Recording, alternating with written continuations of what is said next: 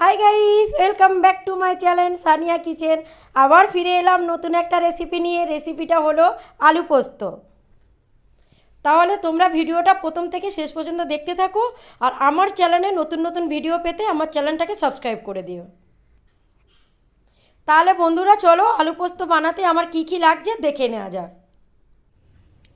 বন্ধুরা কি কি নিলাম তোমরা তাহলে একবার দেখে নাও। এখানে আলু আছে, এখানে সর্ষের তেল আছে, এখানে কালো জিরে আছে, হলুদ আছে, লবণ, কাঁচা লঙ্কা আর পোস্ত আর কাঁচা লঙ্কা বাটা। তাহলে চলো বন্ধুরা বানানো যাক। আমি এর জন্য একটা কড়া বসিয়ে দিয়েছি। কড়াটা আমি গরম করে নিয়ে এর মধ্যে তেল দিয়ে দেব। তোমরা দেখতে পাচ্ছ আমার কড়া গরম হয়ে গেছে। এর মধ্যে দিয়ে দেব সর্ষের তেল।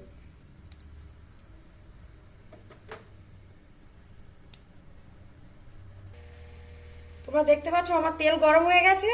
এরপরে দিয়ে দেবো আমি কালো জিরে, দুটো চিড়ে রাখা কাঁচা লঙ্কা,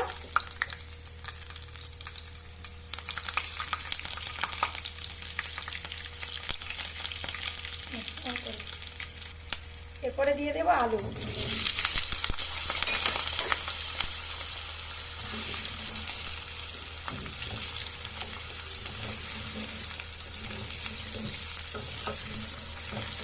আমি এটা হালকা একটু নাড়াচাড়া করে একটু ঢেকে দেবো এটা 2 মিনিট।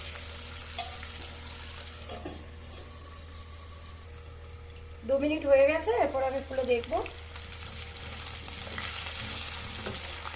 তার মধ্যে দিয়ে দেবো 8 চামচ হলুদ, আর একটু নাড়াচাড়া করবো এটাকে।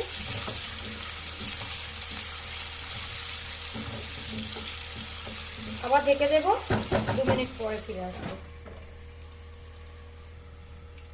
তাহলে চলো এটাকে আমি খুলে দেখবো। 2 মিনিট হয়ে গেছে। হালকা নেড়ে চেড়ে দেবো এটাকে। দেখতে পাচ্ছ লাল লাল হয়ে গেছে। এর মধ্যে দিয়ে দেবো স্বাদ মতো লবণ।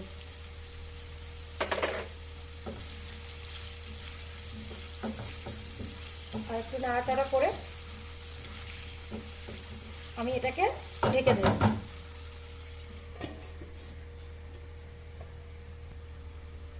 তাহলে চলো খুলে দেখা যাক।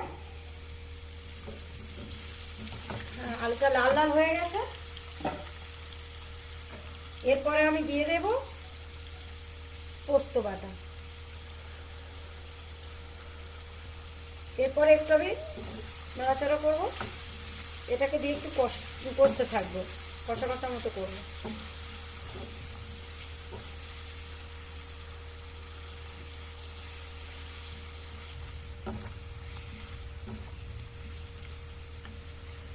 আবার ঢেকে দেব। 5 মিনিট পরে ফিরে আসবো। আবার ঢেকে দিলাম 5 মিনিটের জন্য। চলো তাহলে এটাকে খুলে দেখা যাক। দেখতে পাচ্ছ পোস্তটা দেওয়ার পরে কষানো হয়ে গেছে। এর মধ্যে দিয়ে দেবো আমি পানি।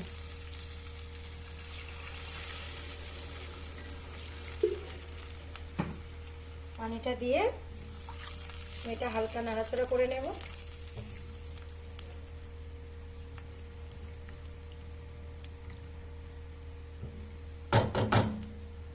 এটা ঢেকে দিলাম। 5 মিনিট পরে ফিরে আসছে। বন্ধুরা খুলে দেখা যাক। আমার 10 মিনিট হয়ে গেছে। দেখতে পাচ্ছ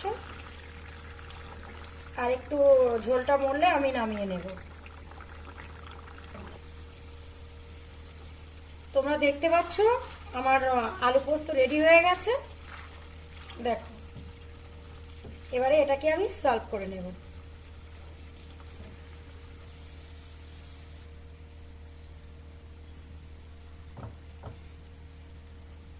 তোমরা দেখতে পাচ্ছ আমার আলু পোস্ত একদম রেডি হয়ে গেছে।